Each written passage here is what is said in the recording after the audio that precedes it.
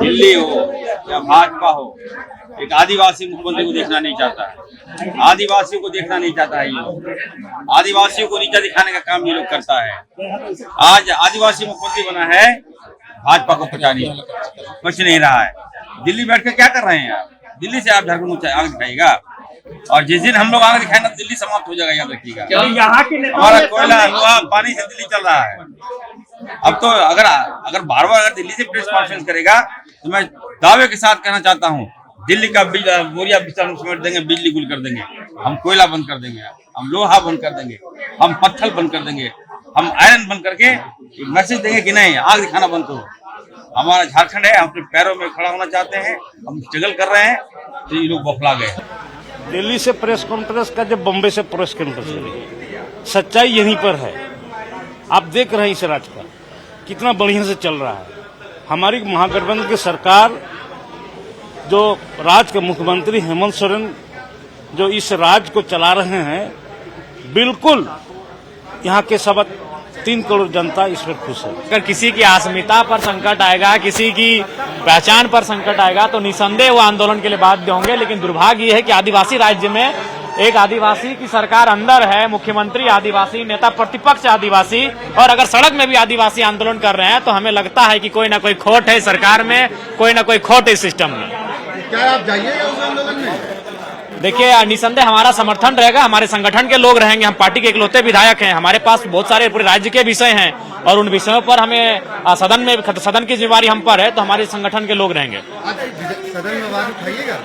हम तो उठा चुके हैं और लगातार आदिवासियों के मामले को उठा रहे हैं। आज फिर पारसनाथ और मारंग बुरु का मामला शून्यकाल में उठाने जा रहे हैं। हम तो, हमसे ज्यादा आदिवासी नेता भी आदिवासियों के मामले को नहीं उठाए हैं। ये दुर्भाग्य का विषय है। अगर आदिवासी राज्य में मुख्यमंत्री आदिवासी, नेता प्रतिपक्ष आदिवासी और सड़क पे आदिवासी, तो कहीं ना कहीं सरकार के व्यवहार में खोट है, सिस्टम में खोट है, और ये दुर्भाग्यजनक है, अफसोसजनक है। मैंने ऐसा कोई पहली बात तो ऐसा कोई प्रेस कॉन्फ्रेंस देखा नहीं है, और भाजपा को जो है अभी सदन में भी मौका है, बताएं कहाँ क्या है।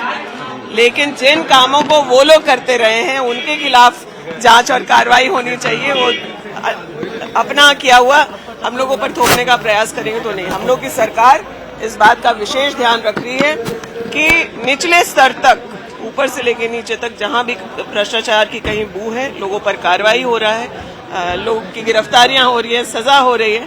तो ये सब अनर्गल सिर्फ आरोप लगाने से कुछ नहीं होगा। दिल्ली में बीजेपी ने प्रेस कॉन्फ्रेंस करके झारखंड सरकार पे कई आरोप लगाए हैं और ये कहा है कि बिरसा के धरती को औरंगजेब की जमीन बनाने की तैयारी चल रही है, और इसको लेकर बीजेपी ने हमला किया है झारखंड सरकार पे।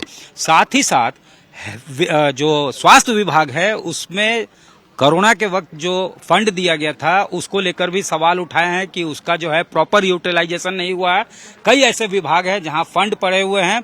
ये भी आरोप लगाया है कि कांग्रेस जो है झारखंड को बतौर एटीएम इस्तेमाल कर रही है। ये तमाम आरोप जो है दिल्ली में लगाए गए, जिसका साफ रिएक्शन जो है यहाँ देखा गया झारखंड में विधानसभा के बजट सत्र के दौरान। बड़ी बात यह है कि यहाँ के स्वास्थ्य मंत्री ने यहाँ तक कह दिया कि दिल्ली में बैठकर एजेंडा सेट करने की कोशिश की जा रही है, पहले भी की गई थी चुनाव से पहले। और बेसिकली ये इसलिए कहा गया कि औरंगजेब की जमीन बनाने की कोशिश की जा रही है, चूंकि यहाँ पे घुसपैठ जो है वो लगातार जो है बीजेपी का आरोप रहा है कि वो हो रहा है। पोरस बॉर्डर जो है संथाल परगना का, चाहे पाकुर हो या साहबगंज, वहां से लगातार जो है बांग्लादेश इन्फिल्ट्रेटर्स जो हैं वो यहाँ पहुंच रहे हैं। और ये बार बार कहा जा रहा था कि 1951 में ट्राइबल्स की जो जनसंख्या थी वो 44% थी उस पॉकेट में, जो 2011 के सेंसस के मुताबिक घटकर 28% रह गई। तो ऐसे में आदिवासी अस्तित्व संकट में है, और ये जो जमीन है वो औरंगजेब की जमीन बनाने की कोशिश की जा रही है वोट बैंक के लिए, तुष्टीकरण के राजनीति के लिए।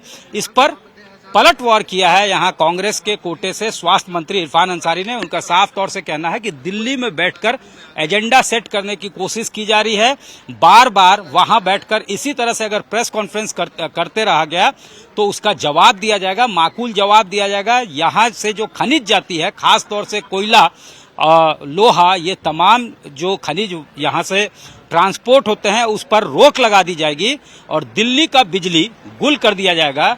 ये चेतावनी यहाँ पे दी गई है। यानी बयानबाजी का दौर जो है वो चरम पे है और तकरार जो है, नोक झोंक वो भी चल रहा है। दिल्ली में बैठकर प्रेस कॉन्फ्रेंस बीजेपी क्यों की, इसको लेकर खासा रिएक्शन जो है यहाँ पे कांग्रेस के जो कोटे से मंत्री हैं उन्होंने उसका जवाब दिया है। कैमरामैन राकेश तिवारी के साथ सत्यजीत कुमार, रांची, आज तक।